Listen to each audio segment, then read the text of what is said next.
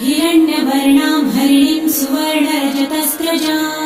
चन्द्रां हिरण्मयीं लक्ष्मीं जातवेदो महावह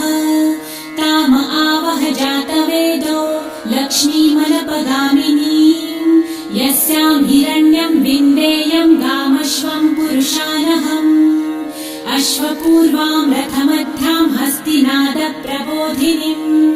श्रियं देवीमुपह्वये श्रीर्मा देवी जुषताम् कासोऽस्मितां हिरण्यप्राकाराम् आर्द्रां ज्वलन्तीं तृप्तां तर्पयन्तीं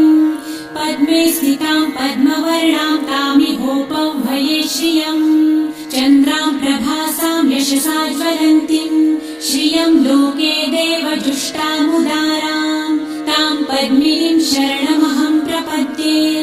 लक्ष्मीर्मे नश्यतां त्वां वृणे आदित्यवर्णे